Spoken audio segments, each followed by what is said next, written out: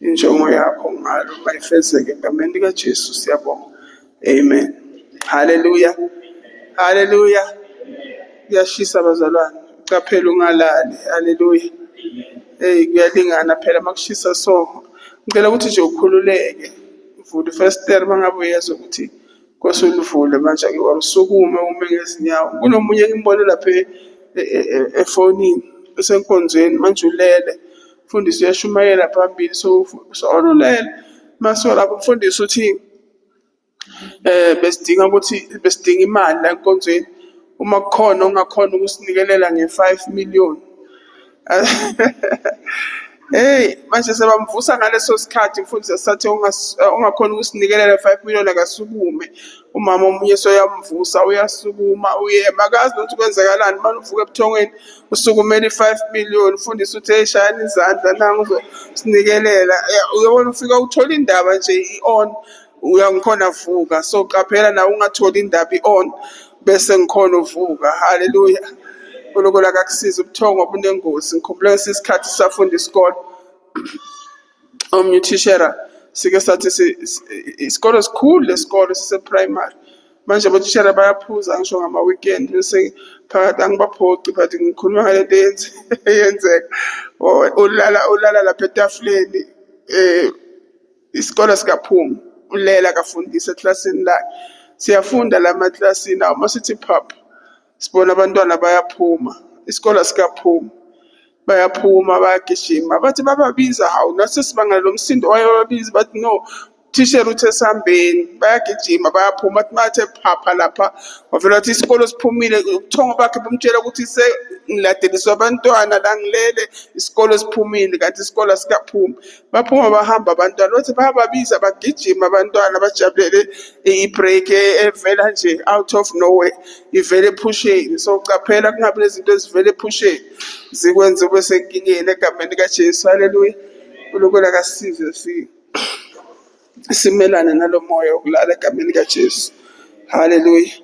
La sifunda khona abazalwane namhlanje ngifuna ke sikhulume ngale ndaba le kungenzeka ukuthi impilo yethu iyabanjwa yizo zonke lezi zinto. We know ukuthi uNkulunkulu uyasidala abese uyasigcobela izinto ezinhle afune izinto ezinhle phezulu empilo zethu kodwa sesikhona sidaliwe ukhulumile ukuthi phezukwalo ngifuna kube nje phezukwalo ngifuna kube nje bese kuba khona izinto ezisibambayo empilweni njengalomndeni lo esikhuluma ngawo la umndeni kaRekab.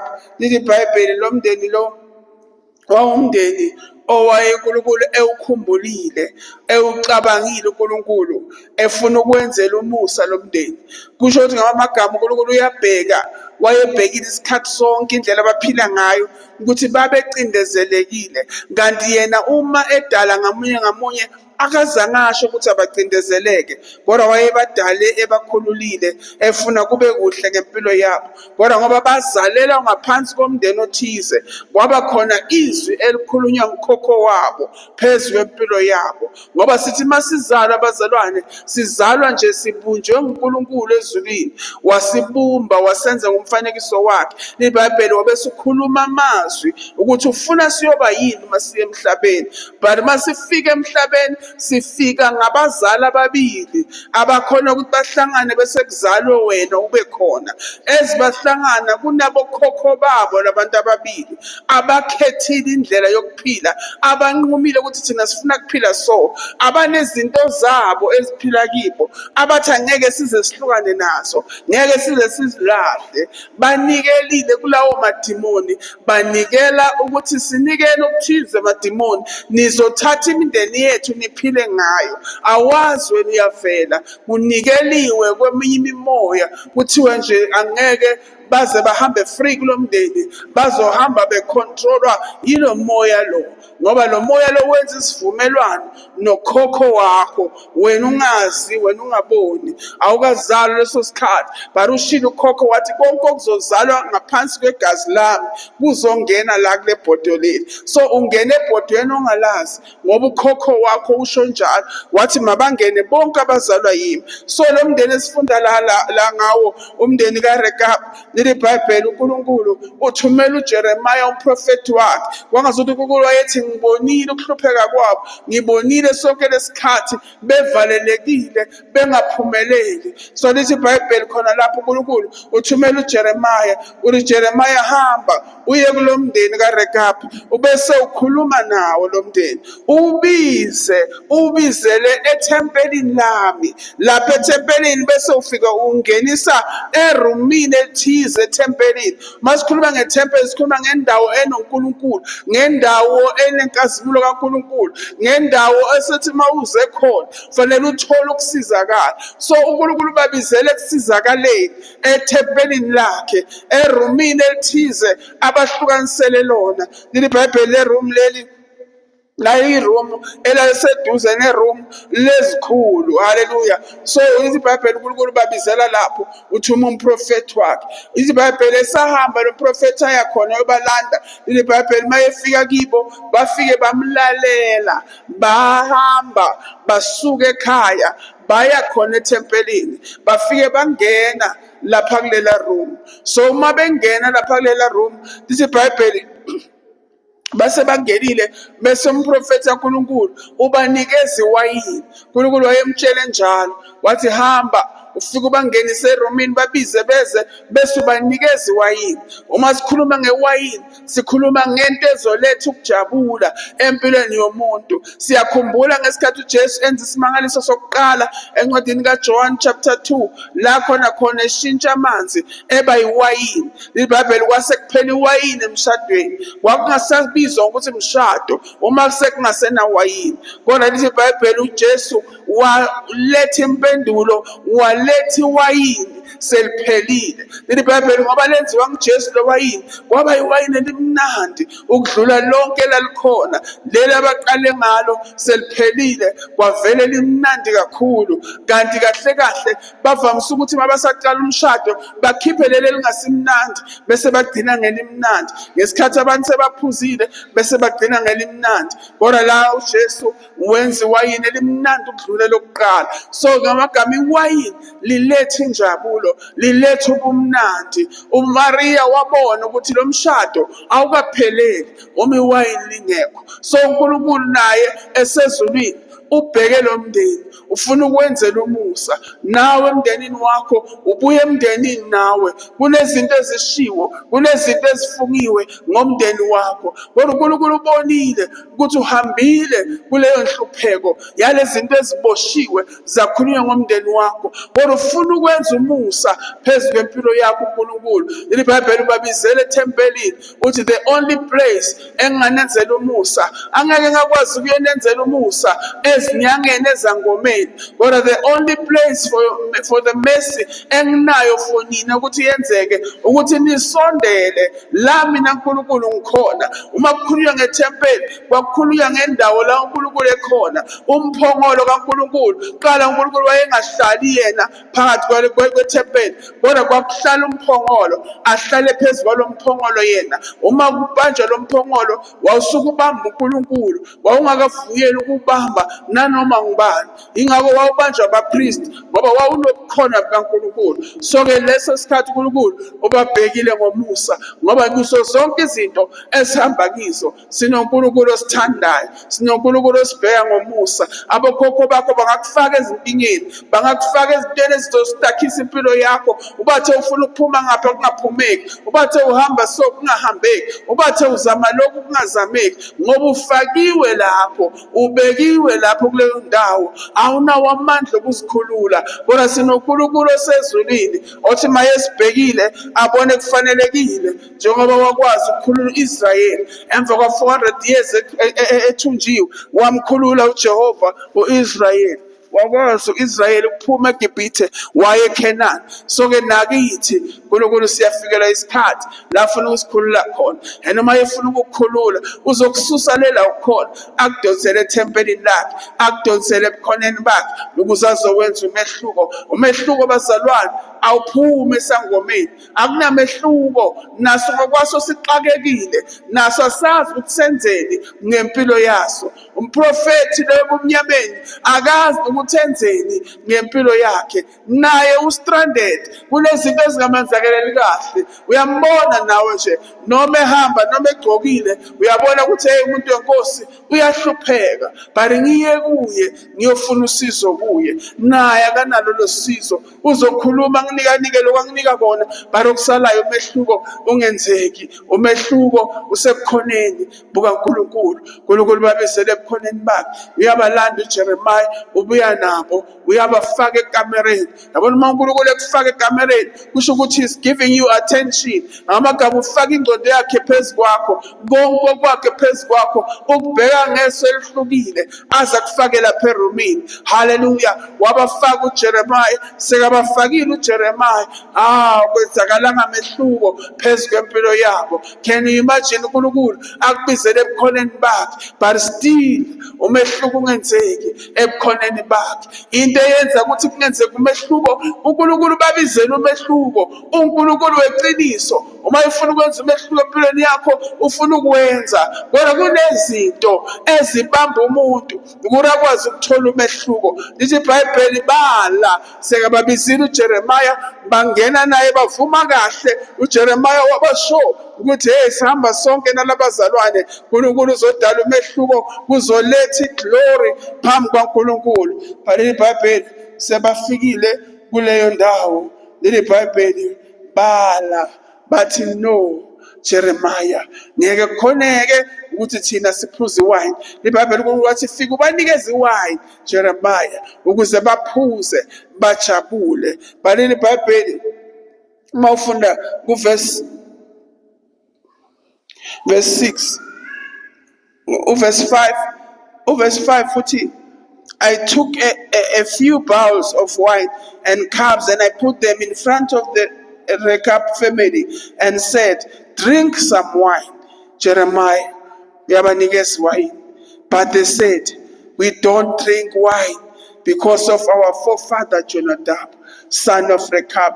He told us that we may never drink wine, you and your children. Hallelujah. And you may not build houses to live in, or sow wheat, or plant vineyards. You must always live in tents so that you may live for a long time in the land where you are strangers. Hallelujah. Bayala bathi asikwazi ukuphuza iwayini. Ukhokho wethu wasitshela kahle, sikhula nje nabo baba wethu basitshela amazwi akhulunywa ukhokho wethu uJonadab ukuthi thina njengomndeni wakhe asikafanele ukuphuza iwayini. Ngamagama besho ukuthi thina asikafanele ukujabula empilweni, because wine brings joy. So basho khona ukuthi angeke asikafanele sijabule. Siyakubona uNkulunkulu uzama ukusijabulisa, but no, lento ishoyo iphambene nokhokho wethu. Bakhohliwe ukuthi lo othi jabulani, phuzani iwayini, nguNkulunkulu omdala wezisuku, odalile izulu nomhlaba. Bakhohlwa babamba igama likakhokho wabo. Ukhokho wethu uthe singaqali siphuze iwayini. Kunezinto ezishiwo bokhokho bethu, kunezinto esifake kizo ngabahambe phambi kwethu, sizalwa nje sithola zikhona, kufungiwe ngazo. But ngiyamthanda lo Nkulunkulu, umusa wakhe umiphakade. Uma lo musa ufika ufuna ukuletha umehluko phezu kwempilo yakho, ubusise umuntu ozothi yes Lord, ngikhona, ngiyavuma, I'm available ukuthi umehluko udaleke phezu komndeni wami. Ngizoshina labo bangekho ngaleso sikhathi, bokumele bezwe ngalabo bekhona ukuthi hey, izinto sezishintshile, azisafani nalezi ezakhulunywa ukhokho wethu. Kodwa ithi iBhayibheli bema lapho nabo bathi angeke siqale. Yebo sesifikile, but ungaqali usinike iwayini, ungaqali wenza into ekhulunywe umkhokho wethu, ukuthi singayenzi. Batshela uJehova uNkulunkulu ofuna ukulungisa impilo yabo.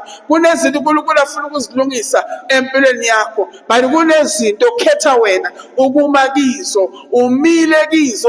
Uthi yabona, noma ngabe sekuthiwa ngisindisiwe, noma ngabe ngiyalizwa lezwi, kodwa lokhu naloku angisuki kiko, lokhu kwasekhaya lokhu angihlukani nawo. Lokhu ngatshela ukhokho wami, abakithi bangitshela ukuthi yabona, noma ungakholwa kangakanani, but ungashiyi amadlozi wakini. Amadlozi wakini abalulekile. Noma ungakholwa kangakanani, lokhu naloku kwenze. Yiba neblomanyana lakho okhuluma kilo, landela itshe emathuneni, ulibeke ekhaya, ukhulume kilo. Noma ngabe uNkulunkulu sekasho ukuthi phuma lapho, ngikulethe esikhathini sokujabula, ngikunikeza iwayini, phuza ujabule. But umuntu wazi ukuthi uma ngizophuma ekhaya, I must just go around the house, ngiye lapha kulelatshe, ngiyosho ukuthi manje sengiyahamba. Sometimes ulanje ushilo ukuthi sengiyahamba ngiye enkonzweni. uNkulunkulu akasisize egameni likaJesu. Haleluya. Uma ngabe beliphila lelitshe, bengakadingi ukuthi ngize ngilitshele. Uma ngabe leblomo belibona, bengakadingi ukuthi ngize ngilitshele.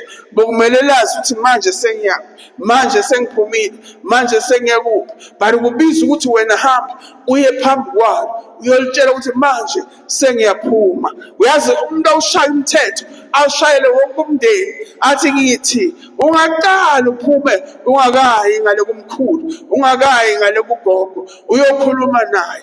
Gogo ujikile manje, sowuyilitshe gogo manje, akusasingogo losimaziyo. Ugogo uzilalela emathuneni, but ushintshiwe, sowuyilitshe. Ulando wazobekwa la, kwathiwa gogo buya ugadele ekhaya. Eligadile njalo siyaphuma singakamtsheli sesirong. Ufuna ukutshelwa ugade njani, security enjani, elifuna ukuvuswa kuthiwe hey naku sengiyaphuma nasigebengu sesiyangena naku kwenzeka. Kufanele silibone, asho li-security bokumele lizibonele ukuthi kwenzakalani. But ngenxa kulamanga kaSathane abamba umuntu, ambamba impilo yakhe yonke, babanjwa labazalwane, babanjwa into eyakhulunywa ngokhokho babo. Bathi no, shilo ukhokho wethu, wathi sizuphuza iwayini. Ngamagama ukhokho wabo washo ukuthi angeke nijabule, wayebaqalekisile, but bengaboni ukuthi isiqalekiso. Babamba amazwi, bahlonipha ukhokho, kanti uyabakhesa, uyabaqalekisa ukuthi you will never rejoice, you will never have joy nakule mpilo esiphila kiyo. That is why sikhala njalo, that is why sihlupheka njalo. That is why uboleka nemali nenyanga ingakapheli, so uyaboleka wena, uyadla kuphele leso sikhathi, awusenako kuya phambili. Khokho kunamazwi awakhulumile, abaphilele emuva kunamazwi abawakhulumile. Kodwa namhlanje wena usakhetha ukuphila ngamazwi kakhokho. Wena izwi likaNkulunkulu likhona, why ungaphili ngezwi likaNkulunkulu? uNkulunkulu balethe ebukhoneni bakhe, uthi thathani from kimi, yizwani kimi, ngime nginidalile, yimi engifuna kube kuhle ngempilo yenu. Baze bayamchazela bathi hey, akusinedi wayini kuphela, kodwa satshelwa nokuthi thina asikafanele sakhe izindlu, sihlale emathendeni kuze kube sekupheleni. Uthi lokhokho wabo wathi ngihlale emathendeni ukuze nizophila isikhathi. Can you imagine? Kunomuntu osaba nokwakha indlu ukuze azi ukuthi mangakha indlu ngizosheshe ngife, bazongibulala. Noma nesentshanyana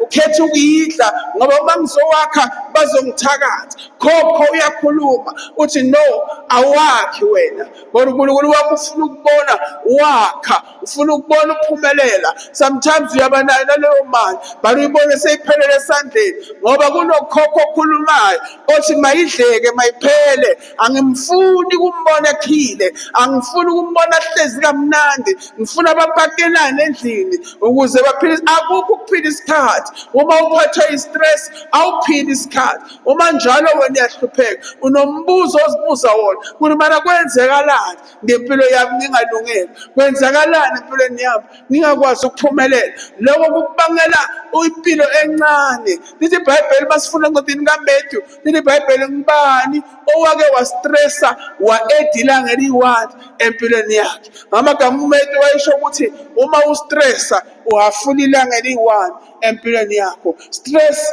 cannot give you life. Namhlanje bafola lapha emaphilisini, abafoliswa ukuthi bayagula, but bafoliswa ukuthi bahlushwa izinto ezikhulunywe bokhokho ziletha ama-pain ukuthi mara kanti why la ekhaya kanti kwenza njani, ngenxa yokuthi ukhokho ukhulumile kuletha ukungazi ukuthi ngiphume njani kulento. Ngalesi sikhathi ukukhandleka ukuthi ngiphuma njani kulento, yilesi sikhathi i-stress ikubamba, i-high blood ikubamba. Namhlanje uphakathi kwezifo ebezikahle kahle zingekho. Uma ngabe bowungakwazi ukuthola le wayini elishiwa nguJesu uNkulunkulu, nakanjani bezingaphela nalezo zifo, nalewo fole eklinikhi bokungaphela uma bowungaphuza kule wayini alishoyo. Suka ezintweni zabokhokho, bazikhulumile ngoba belahlekile, bamkhohliwe uNkulunkulu obadalile. Kodwa wena bowunjani uzikhethele ukuthi Nkosi ngibuyisele imndeni wami, ngibuyisele isimo sami sonke kuwe Nkulunkulu, ngoba nguwe odalile.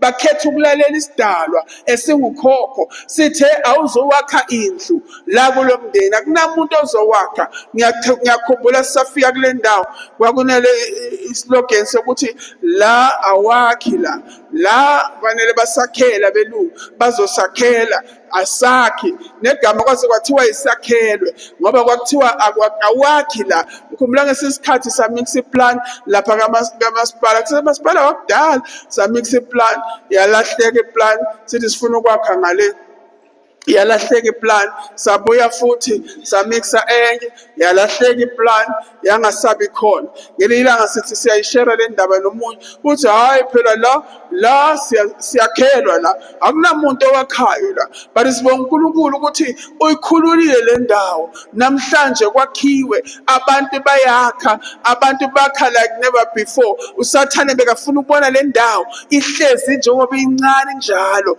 ingamaforum kuphela, ngoba kukhona lento yakhe ebekayifihlile lapha, ayifakile ebantwini ezokwenza ukuthi kungaphazamiseki izinto zikamoya kule ndawo. But Jehova ngoba uNkulunkulu, he has made the place great and big. Manje usazoyenza ibe inkulu. Yonke le mbewu le ebeyikhona le wrong iyadilutheka, sekungena abantu abahlukile abangeke baphila ngaloya myalo owakhulunywa bokhokho kule ndawo. Kwathiwa la kule ndawo la kuzokhonza omunye uNkulunkulu, akuzosindiswa. Ngisho nensindiso it was so scarce kule ndawo. Kukhulunyiwe, kukhuluma bokhokho bendawo, bathi yabona le ndawo le akusindiswa la. Noma ungasindiswa uzozidlalela ngale vangeli, uqhubeke nje uthi ngisindisiwe. Bebangafuna ukubona into ephilayo abokhokho balendawo, kuma-roots walendawo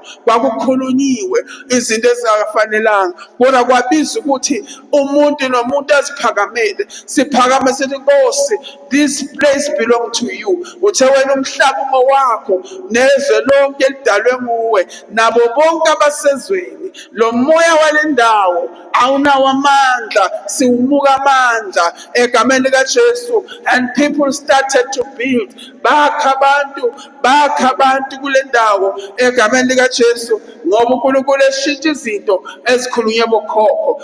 Uma uvuma wena, uNkulunkulu uyayishintsha into ekhulunywe bokhokho. Namhlanje nalo moya uyaphazamiseka ukuthi yabona nayekelela labantu bangena la, namhlanje sebayinkinga. Asibagijimiseni siye khona le nkonzweni yabo, siyobavimba khona ngoba basihluphile, besihlezi kahle kule ndawo. Kodwa uJehova ekugcineni kwako konke, he will pull them down. Hallelujah. Ngoba nguNkulunkulu. Busisiwe umuntu ezothi yes Lord. Ngaleso sikhathi lo mndeni ngabe wafana wathi Jehova, hey makusho wena, hey siyabonga, sizojabula nasemndenini wethu, sike sithokoze njengeminye imindeni. Kodwa la bayala wathi ngisho nezindlu thina sikafanele ukwakha. Ubatshela manga ukhokho uthi mangabe nizokwakha nizophila isikhashana esincane.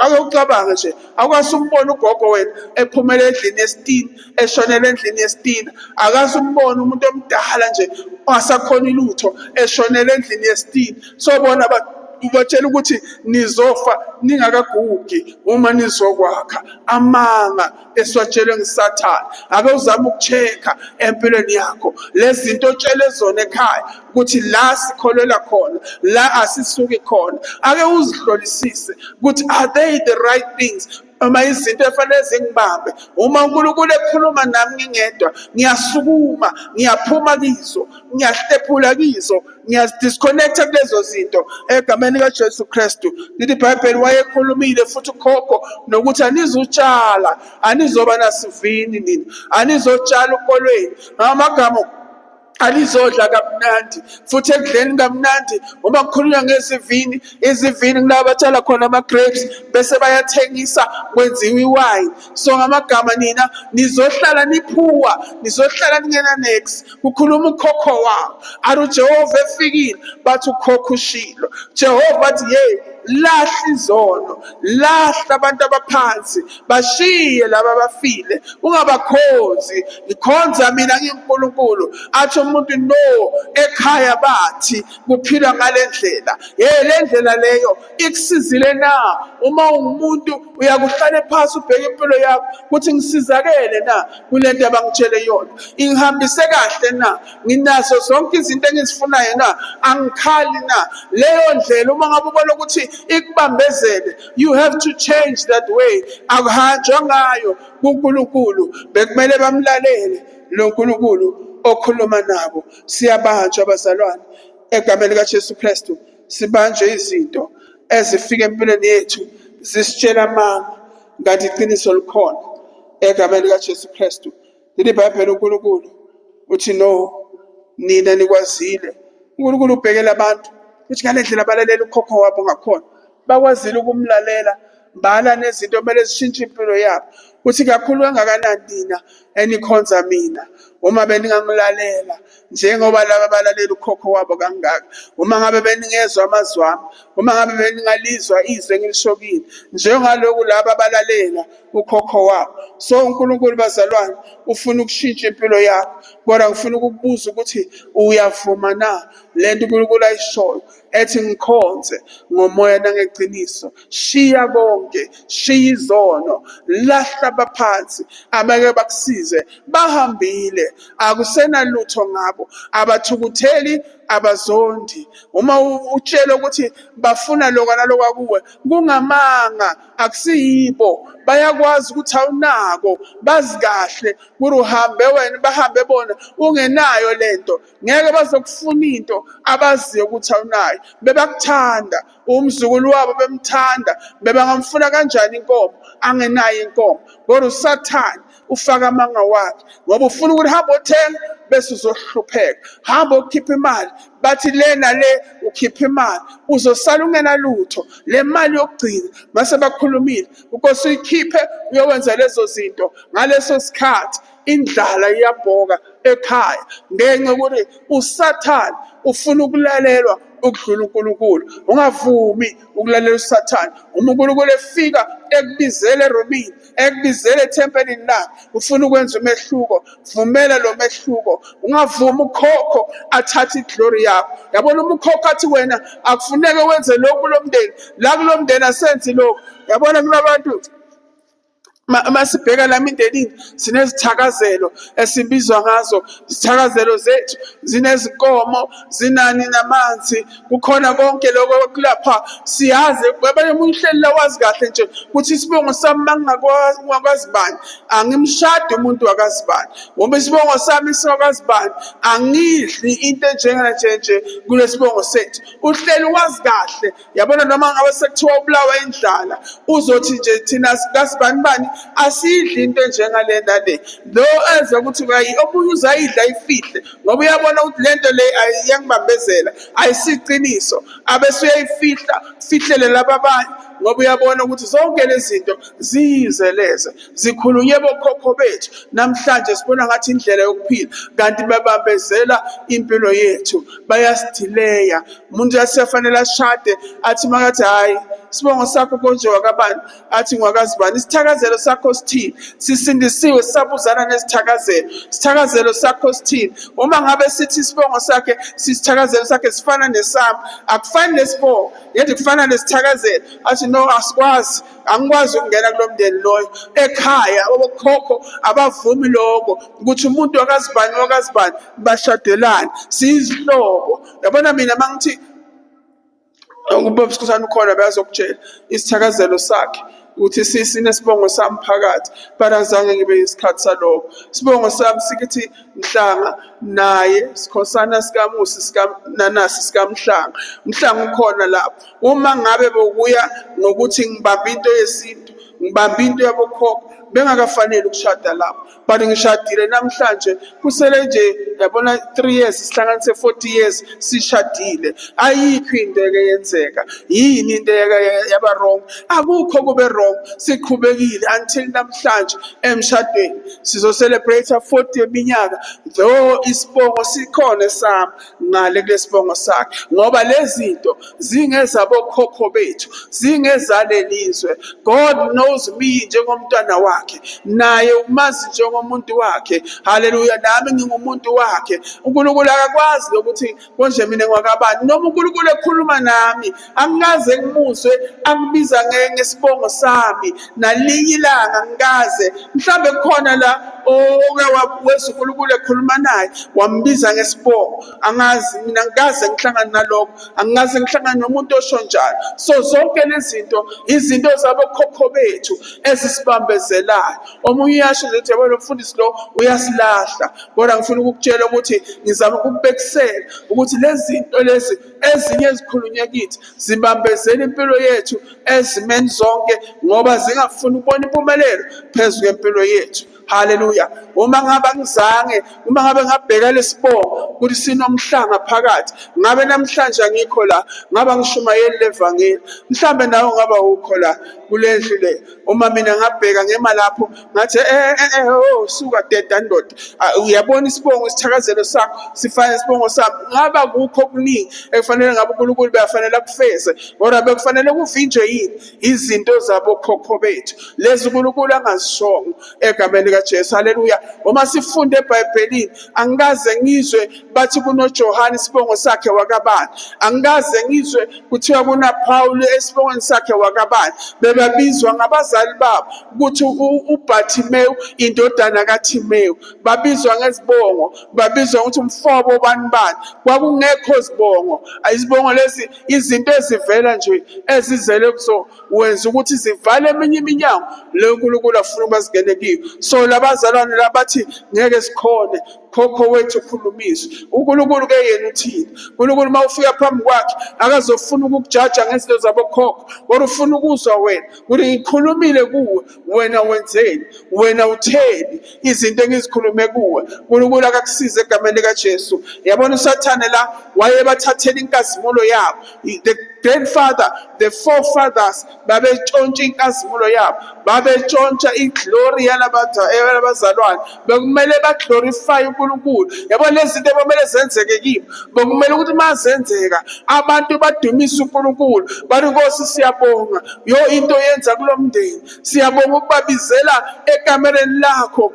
uNkulunkulu bheka lo mndeni uNkulunkulu uthintile, bebangakhi, bebangadli, bebangaphuzi wine, bebangakwazi ukuthi batshale ukolweni kanye nama-grapes, bebangakwazi ukuwatshala. Immediately sebaqala ukuvuma betshala ngale ndlela uNkulunkulu asho ngayo, kwakuzoletha udumo kuNkulunkulu. Kodwa ukhokho wabo utshontsha udumo lwabo, ulusapho ukhokho udumo lwabo ulisa kuloya avumelana naye kwasekuqaleni ngabantwana bomndeni wakhe, ukuthi wena zonke izinto zomndeni wami zizothathwa nguwe, wena uzokwakha izindlu efanele zakhiwe ngimi. yibo. Wena uzophuza iwayini efanele liphuzwe yibo. Wena uzotshala izivani ezifanele zitshalwe yibo. So uNkulunkulu akasisize egameni likaJesu. Ake siqapheleni lo moya wabokhokho wabo babetshontsha ngawo inkazimulo kaNkulunkulu phezu kwempilo yabo. uNkulunkulu bekufanele akhazimuliswe abonakaliswe uNkulunkulu, but God was never glorified. Yabona amawala wena uthi hayi mina ngisuki lezinto zabokhokho. Walela ukuthi uNkulunkulu akhazimuliswe ngempilo yakho. Sidalelwe inkazimulo. Ake ngifundele lapha ku1 Peter chapter 4 my man. Funda verse 11. 1 Peter chapter 4 verse 11.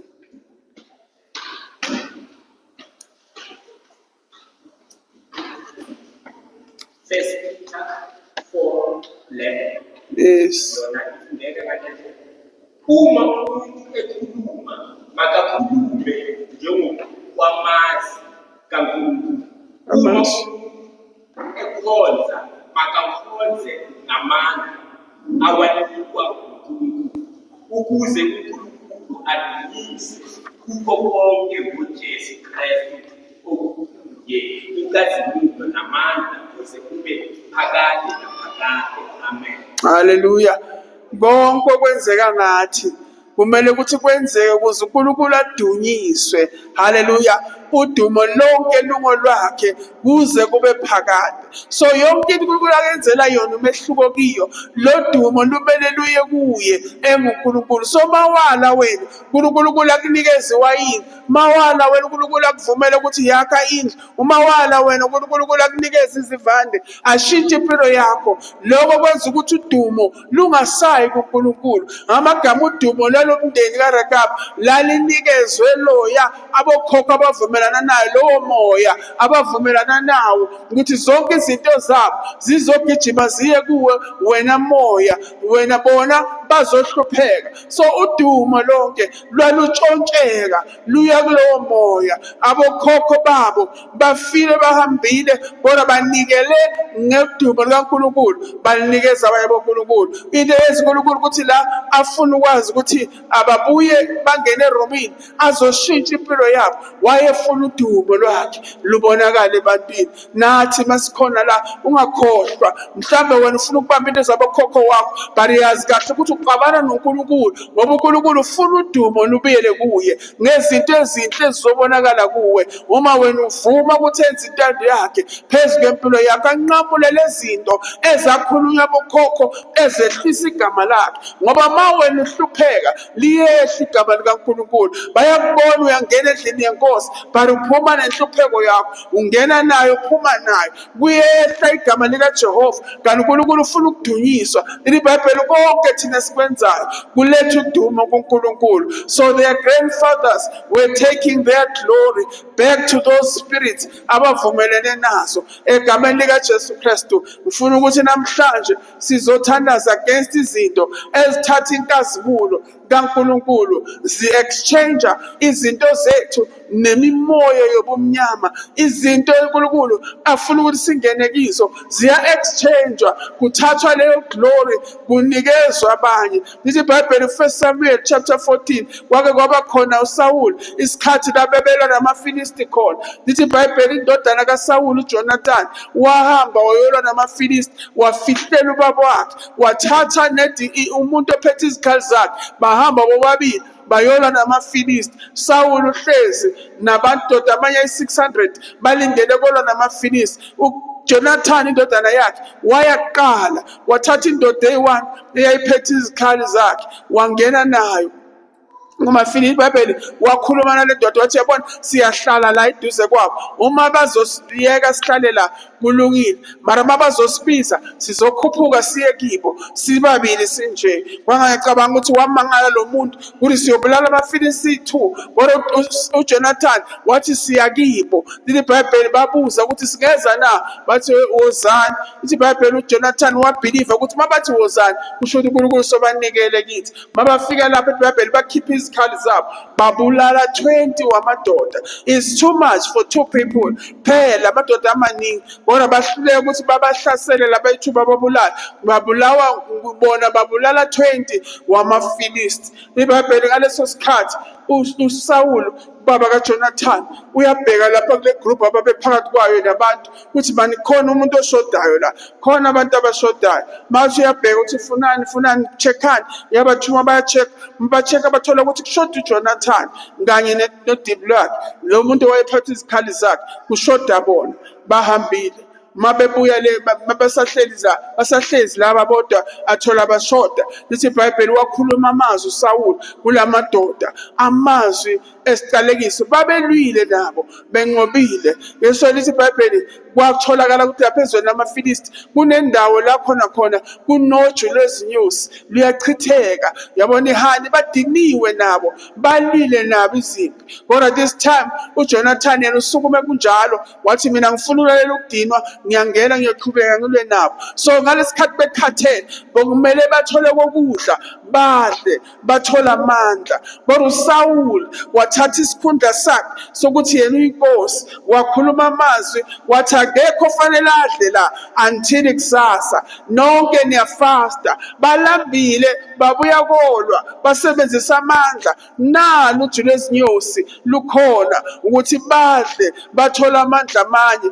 Kodwa ngoba inkosi wasebenzisa ubukhosi babo, noRekab naye uJonadabu naye wasebenzisa ubukhosi babo, wasebenzisa uba ngkhokho wabo, wakhuluma amazwi ok-exchange iglory yabo nemimoya le ayenikele kiyo ngoba esebenzisa ukuthi ungukhokho wabo. Na uSawulu naye usebenzisa ukuthi ngiyinkosi yabo, ukuthi ngikhipha izwi, akunamuntu ofanele adle la, noma nilambile nizodla kusasa. Badiniwe babuya kodwa. Lithi iBhayibheli le ndodana yakhe ngoba ibuyelile le yayolwa, bathi mababuya nalo muntu abahamba naye bafike bathola loju lwezinyosi, bakhotha, badla baze badina. iBhayibheli ngenxa yokuthi badlile baqala ubuso babo baba bright. Yabona umuntu osuthi uyambona ukuthi lo akakalambi. Baqala bashintsha baba nobuso obuhle, babuya bajoyina laba batholakala babahle. Uyabuza ukuthi indaba why bathi thina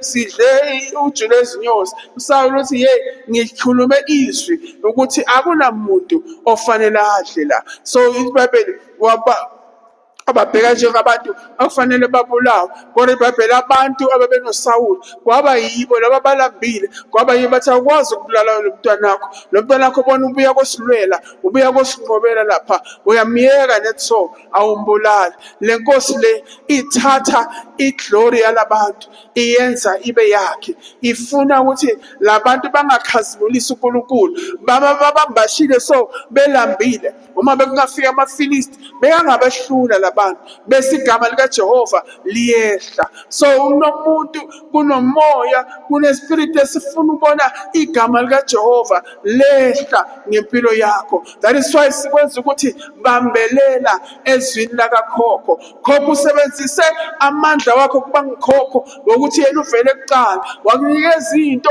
eyipoison, nanamuhla iyakuhluphekisa, awukwazi ukusuka kuyo. Uvele usho kahle ukuthi le into yasekhaya le siphila ngayo le, ngeke ngize ngihlukane nayo. That very same thing othi ngeke ngihlukane nayo siphila ngayo yasekhaya, leyo nto leyo ngiyo-ke lento le eyenza ukuthi uNkulunkulu angakwazi ukukhazimuliswa. Uyafuna ukukufaka ekamereni ezoletha umehluko, uyafuna ukukudonsela endaweni ezoletha umehluko. Kodwa ngenxa yokuthi wena ukholelwa ekutheni lokho kushiwo ngukhokho, lokho kushiwo nguSawulu, uyinkosi, bahluleka ukudla bathola amandla ngoba inkosi ikhulumile. Kukhona one-authority okhulumile phezu kwempilo yakho ukuze iglory kaNkulunkulu ikwazi ukuswaphwa egameni likaJesu Kristu. Yabona izinto zakho uma ziswaphiwe ziphambanisiwe, nawe uyazizwela mani ukuthi hayi mani kunento efanele yenzeke la kimi, but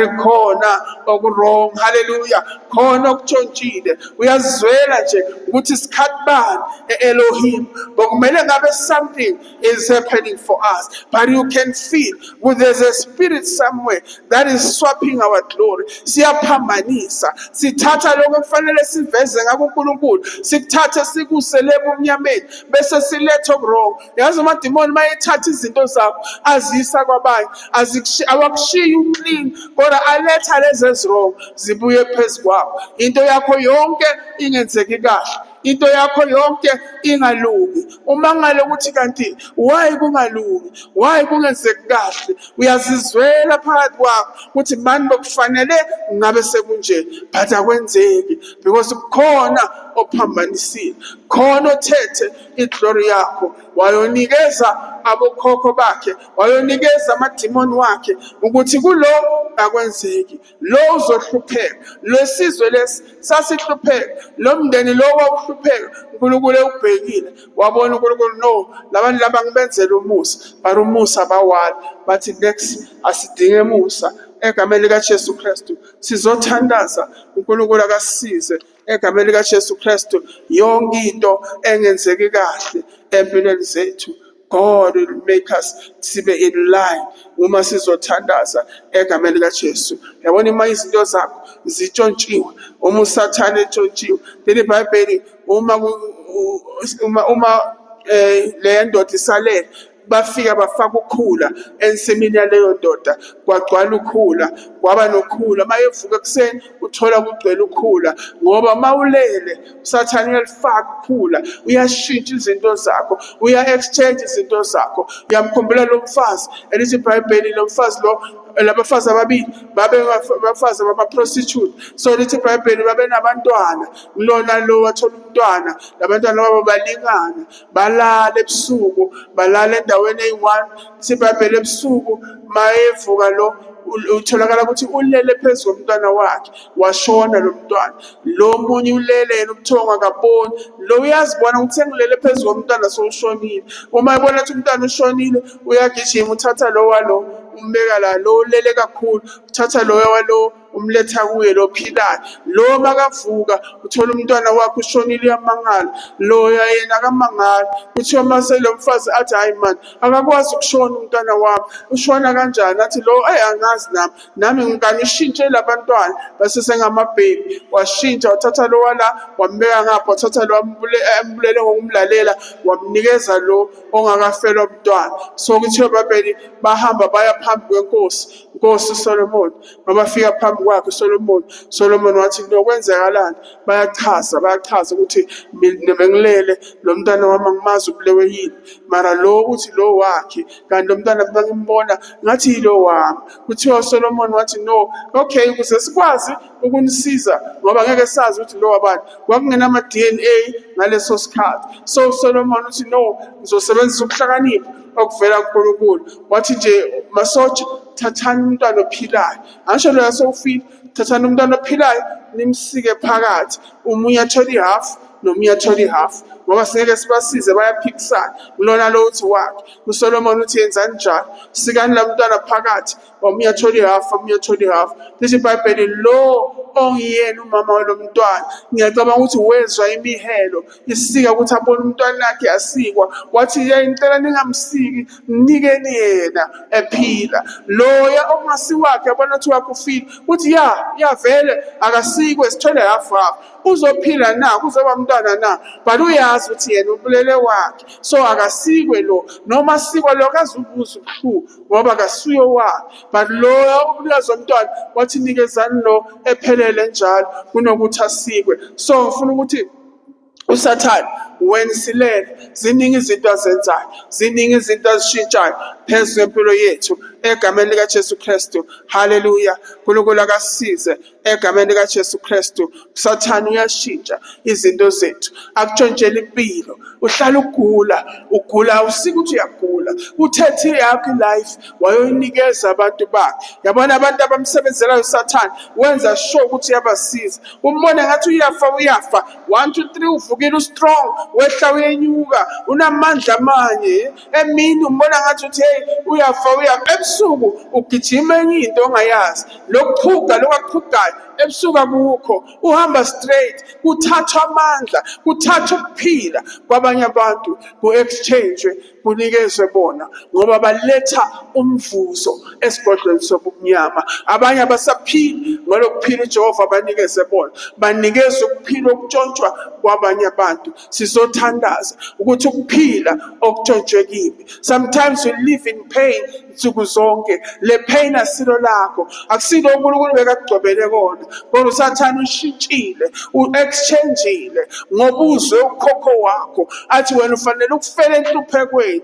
Wenza sure ukuthi vele u-exchange impilo yakho, afuna ufele enhluphekweni. uNkulunkulu Musa kasibusise egameni likaJesu Kristu waseNazaretha. Ziningi lezinto sathana azitshontshayo egameni likaJesu Kristu, tshontsha ngezindlela eziningi. Sometimes uthi noma ulele uphuphe, uwabone lamaphupho ukuthi la ngitshontshelwe la, ubone ukuthi uNkulunkulu akukhomba ukuthi yabona, uthi ulele nje ubona umuntu akukhatha izinwele lapha ephusheni, sevele uyazi ukuthi oh, kutshontshwe iglory yami iyiswe komunye umuntu, ngisele ngija. Sometimes lezinwele zivele zikutshele zingasakhuli, ubone ukuthi yabona manje vele le phupho lele ngaliphupho, something was happening ezinweleni zami. So uNkulunkulu akakusiza. Sometimes ngezithombe zethu, izithombe zethu ziyathathwa ziyiswe la ziswa khona, ziyophambaniswa, kuthiwe lokhu kuyasuka kulo kungena kulo mntanami lo kulo mntanami akuye lapha kuloya. Kuyashintshwa nje kumoya, kwenziwa zonke izinto ngempilo zethu. Kwesinye isikhathi uziphupha ungagcokanga, uyabona ukuthi uthathelwe, impahla zakho zithethwe ngamagama, iglory yakho, into efanele ukhazimise ngayo uNkulunkulu itshontshiwe, senguwe nje. Phupha ebusuku bayakudubula, bakudubulela ukuthi gula ebusuku, uthatha ukuphilwa kwakho, udutshulela ukuthi thatha ukufa, thatha ukugula phezu kwempilo yakho. Nakanjalo uma uphuphe bakudubula, vele ukugula kuzoza phezu kwempilo yakho. Ziningi lezinto abazenzayo ngempilo yethu egameni likaJesu Kristu. Haleluya, haleluya. Bayatshontsha ngendlela eziningi. Ulele ebusuku bayakujova, phupha uyajoviwe ebusuku. Lento bakufaka yona into bani?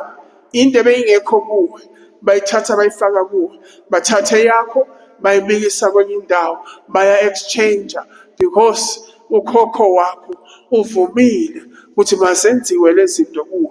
Kodwa ubusise umuntu ozothi no, as isathandazi athi I say no, ku-glory yami ayizuthathwa. Hallelujah, glory yami ayizutshontsha. Elohim Bible Church, the glory that the enemy is stealing, he's bringing sevenfold egameni likaJesu Kristu. Hallelujah. Uzozihlanza lezinto zibuye ziphelele phezu kwebandla likaNkulunkulu. Lowo moya otshontshayo ebandleni likaJehova ngiyawu-arresta egameni likaJesu Kristu. Awunamandla okuphila, awunamandla okumuva.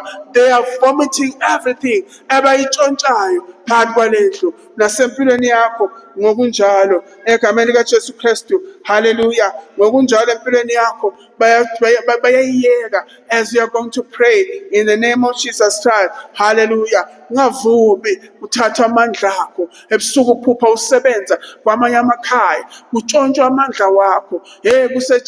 Kusebenza wena, bona abantwana babo barelaxile, wena ubuyele ekuseni uvuka upowerless, utshontshelwe, u-exchange amandla akho, vuka ukhathele wena, usebenzela abanye emakhaya. Elakho ikhaya nalo lilindile ligcine lifeyila ngoba unawo namandla wokuthi usebenze, uyafisa, but awazi why you're so tired ekuseni. It's because kukhona oshintshayo, otshontshayo, o-exchange amandla akho. Awuphuphe ebusuku mawulele ngoba kukhona otshontsha wena akusebenzisele zakhe izinto. Uzozithola uphupha usebenza kwelinye ikhaya, wenza imisebenzi ongeke wayenza wena.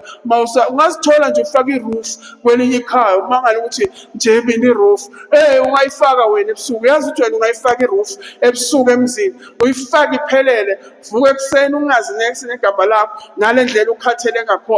Sesibachange ba-exchange-ile, ba-exchange izinto zakho, badlala ngamandla wakho, benza into abayifunayo. Abokhokho bakho, they've said yes, but your God, He wants to take you to a room la khona azokunikeza izinto ezihlukile. Jehova yena yedwa uma bongathi yes Lord, yonke into ofuna ukuyilungisa empilweni yami ilungise. Jehova, ngiyathandaza. Abanye ukuthandaza lemithandazo yokuthi akusuka izinto zami umuntu izibuye kimi, bathola ngathi kuyisono. Akusisisono. Ngubani ozomela wena? Ngubani ozokukhulumela? When uyanesa, bona banasikhathi sokukunesa, they do whatever they want ngempilo yakho kulele ebusuku egameni likaJesu. Hallelujah. Phupha ukhunyula izimpahla, uphupha usayina ama-forms, you don't know ukuthi usayinani, usayinela izimali, zithathwa yibo lezi mali. When usayina nje ufaka igama lakho kuthi lezi mali azikhululeke, but ziya kibo kusalayo. When you are going to get nothing, ubathe uyilindile imali, ngeke uzuyibone, uyisayinele ukuthi abayithathe abanye. Hallelujah. Hallelujah. Ulele ebusuku bazokutshela ukuthi no, letha le sim card yakho la, sizokunikeza enye ekahle. Ukhiphe ebusuku lelo uyaphupha, uyayikhipha le sim card, uzozwa ngathi uyayireceive ifone yomsebenzi. Akekho ozokufonela, akekho ozokutshela izinto ezinhle efonini yakho. Wonke ama-messages wakho amahle okumele uwathole, ngeke uze uwathole, ayotholwa ngibo. Bashintshile i-sim card yakho, akusasiyo le ethi wena, seyile ethi bona. Zonke izinto sekumele zibe kuwe. Ulahlekelwa ama-bank account, amakhadi asebhenki ebusuku lele emaphusheni. Hey, they've taken them, they've stolen them. Bashintshile, bayenza ukuthi imali mayiye kubo ingabuyi kuwe egameni likaJesu. Sisesikhathini la kufanele sifight for our glory. God must be glorified. Everything about us must receive, God must receive glory ngezinto zonke empilweni yethu.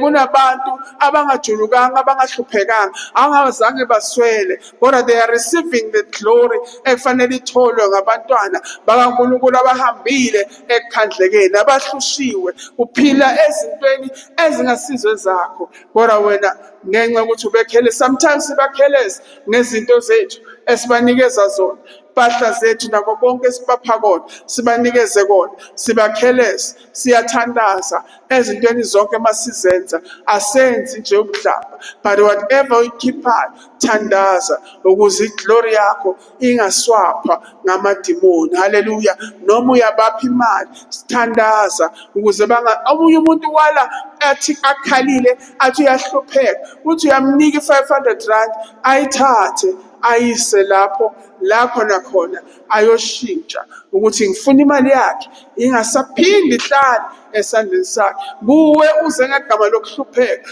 but masuka lapho uthatha le mali uyoyenza i-witchcraft, awusatholi lutho wena, awusakhona. Yani nomunye umuntu athi ngiboleka imali, mhlawumbe bowubekabeka une-1,000 efihle lapho, uthi ake ngimnike ngimsize. Umnika ukuthandaza, ubuza uNkulunkulu, uyamnika. Mhlawumbe wakini isihlobo sakho uyamnikeza. Uzogcina ukuthi ubeke imali ifike ku-1,000, ngeke uphinde uyibeke. Kunabantu esibaboleka izimali, sibaboleke sibekile, but immediately yaya esandleni sakhe, awusaphinde empilweni yakho ube nemali oyibekayo. So ufuna ukuthi sithandaze, sithi Nkosi konke oku-exchange-iwe, izinto uSathane zenza empilweni yethu. Abanye bavuka banama-marks emzimbeni, benziwa izinto emzimbeni, bafakwa amaphawu emzimbeni ngoba kukhona izinto zabo ezitshontshiwe. Bashiya le mark nje, batshontshe something phezu kwempilo yakho. Ubusuku bude for the enemy to do everything. Nasemini bayenza. Yabona manje izinga lobuthakathi liphakeme kakhulu. Abasakwenzi ukuthi bayofuna isigojwana babuye bazothela ekudleni kwabo. Bahlezi banama-powers phezu kwempilo yabo. They just speak a word. Akhulume nje athi ngithi la Elohim la kuba clean. Akhulume la athi nje Elohim kuba clean. Akunamuntu ozayo, akunamuntu ozofika la. Bayabheda nje. Mabathi bazobuya eMpumalanga eNyakatho eNtshonalanga bayabheda. USathane, ngoba enguSathane uyathatha le opportunity ayenze lento. Ngoba uJehova uyayibuyisa le miphefumulo kwabathandazayo. But Nkosi, bring back. They know ukuthi bayazenza izinto but bazenze zingalast, ngoba uNkulunkulu mayefika ushintsha lezi zinto ngeminute eliyi-1. Sizothandaza. God is about to change your life. uNkulunkulu ufuna ukukwenza uthokoze, uphuze iwayini, wakhe izindlu and glorify him ngayo yonke into yakho. Everything stolen egameni likaJesu Kristu. Batshontshile, abanye batshontshe imishado yabanye, mara bashadi, mara bayitshontshile bayise kibo, but they will never be able, because we are praying ukuthi Nkosi ngeke balibone elidlalayo ngegama likaJesu. They must bring back what belongs to the people of God. Egameni likaJesu Kristu. Hallelujah. Yonke into ye-witchcraft ifanele ukuthi ibuyele endaweni. Sathane izinto azitshontshile fanele zibuyele endaweni. Impilo yakho uNkulunkulu ufuna uyibone ishintsha egameni likaJesu. Bayakuhleka nje, bakuphane imali umakhelwane baze bakusize ngoba bayazi ukuthi le mali vele kubo imali yakho, baze bakusize ngayo. Uyahlupheka ekhaya lakho, uyahlupheka, ama-problems akhona akusiwa wakho but ashintshiwe. Kuthethe ama-problems wabo bawalethe emshadweni wakho just ukuthi wena udense uze ukhathale kulo mshado. Unikwe lezi zinto, akusizo lezi uNkulunkulu bekakugcobele zona ukuthi phila uhlupheka kulowo mshado wakho, ukuthi phila usogola lapha emsebenzini, but they've exchanged. Hallelujah. Kunabantu emsebenzini abathandwayo, yabona athandwe abelungu ngendlela emangalisayo, bamthanda bathi hey lo ukhuthele, lo hey lo uyasebenza, hey lo she's the right one, lo kanti kahle kahle hayi usebenza ngale mandla, ebusuku utshontsha amandla walaba abanye uyosebenza ngawo, uvela semandleni kanti nina nivela nikhathele. Mabenibheka emsebenzini bayabhoreka nje belungu ukuthi mara lapho bese bacasha besithi bazosisiza nganje, bona nje akazi next, akakhona ukufunda next. Ingqondo yakhe ithethe ezikolweni abantwana, their minds are exchanged. Thatha ingqondo zabantwana zinikezwe abanye abantwana, thathe lezi zabantwana babo ezifile bazile nakhona zikafika ukuthi ezifile zibulawa yile witchcraft eyenzeka la. Kunezinto abanye ama-problems abangena phakathi kwawo abantu just because of i-witchcraft abayenzayo emakhaya. Banezinkinga, ngeke wenze ubuthakathi ungabi nazinkinga. That is why bese bacabanga ukuyoshintsha, bathathe ngapha bayise ngapha. Kunokuthi abashintsha le mpilo, bakhetha ukushintsha lezi ngqondo ukuthi umntwana wami uyafeyila. Ufayiliswa yini oyenzayo kwabanye abantu? Ufuna ukumbona phasi, wenza kahle na kwabanye abantu? Ukhetha ukuthi no, kunokuthi ngishintshe le mpilo, angithathe le ngqondo yalo ngiyifake lapha, ngithathe yakalo ngiyinikeze loya. Kukusiza ngani? Akulaphi lutho lokho, ngoba uma uNkulunkulu ebisele esimeni uyabuyela lo mntwana, uyabuyela uphinde ubadoma. Sometimes noma ngabe uthi ukwenzile kodwa angakwazi ukuperforma, just aphase nje, amane adluliswe nje, akusiko lo uNkulunkulu bekamgcobele kona. God wants us to excel. uNkulunkulu ufuna ukudunyiswa ngempilo zethu. Siyaphakama bazalwane, sizothandazela egameni likaJesu Kristu waseNazaretha. Sizophikisana nomoya exchangeayo, moya oshintshayo, moya othatha izinto zethu uzinikeza abantu abakafanele egameni likaJesu Kristu. Number 1, izothi sizobonga uNkulunkulu, sithi Nkosi siyabonga and we come before you, sizodumisa igama lakho ngenxa yokuthi wena vele usidalele ukuthi sidumise igama lakho. Siyakudumisa Baba, siyazinikela nokuthi yonke into yethu imele ukudumisa, imele ukuphakamisa elakho igama ngaphezu kwawo wonke amagama egameni likaJesu Kristu. Sizombonga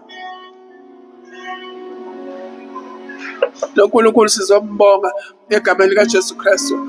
Nkosi, thank you for this service, thank you for this prayer time. Sisazothandaza egameni likaJesu. Siyabonga uNkulunkulu wethu, siyazinikela kuwe, sithethelele la thina sihambise wrong khona, la thina singenzanga kahle khona. Egameni likaJesu thethelela singabantwana bakho, uyisana nathi egameni likaJesu Kristu. Siyabonga egameni likaJesu. Hallelujah. Siyahlabelela sithi Baba siyabonga, bese sithi Baba sithethelele, sisaphambi kwakho ngegazi likaJesu. Every prayer sizoyenza asizozikhulumela, but the blood of Jesus must speak for us. Leyo exchange, lokho kuphazamisa, phambanisa, okwenziwe ngusathane. It's only God ngegazi lakhe ongasilungisela. Nalabantu emndeni kaRekhabu nawo ubizwa nguNkulunkulu ngoba nguye kuphela okwazi ukushintsha. Nathi siya phambi kwakhe sithi Nkosi, igazi lakho malisikhulumele sisazothandaza. Sethembile wena, asinayo omunye simethembayo kodwa sethembele kuwe for any glory that has been swapped empilweni zethu egameni likaJesu. Bese emva kwaloko mangithi in the name of Jesus Christ bese siyastopa, sengizosinikeza enye item esizoyithandaza egameni likaJesu Kristu. Hallelujah, hallelujah. Ngihlanze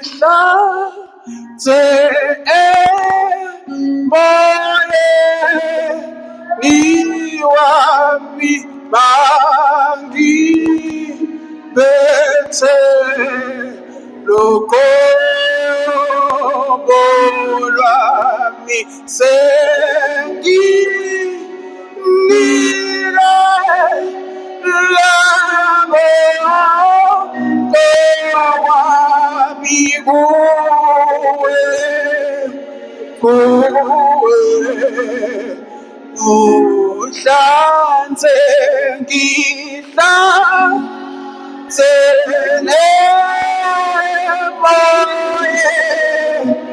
emoyeni wami mangibethe loqobo senginikela senginika lawo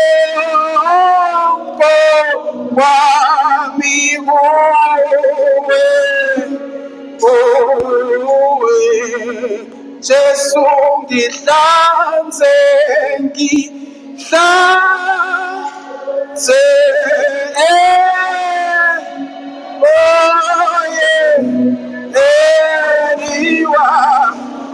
Viva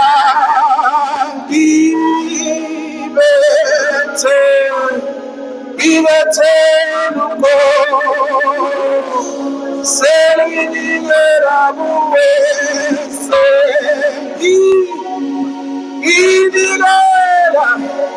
ngidigela ngombe wangokwa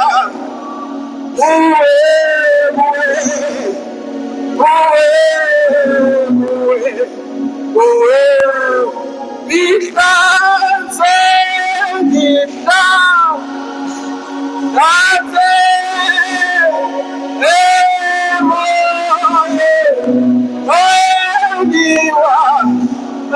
ngibethele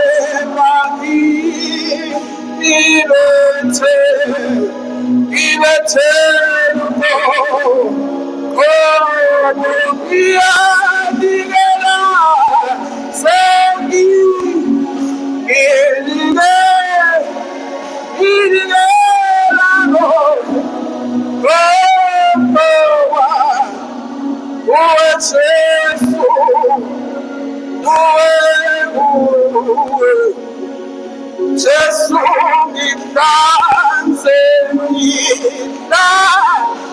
ngihlanze emoyeni wami mangibethele ngibethele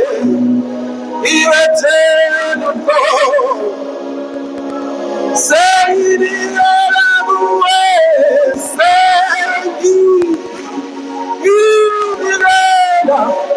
nginikela ngombe wonkowa kuwe Jesu kuwe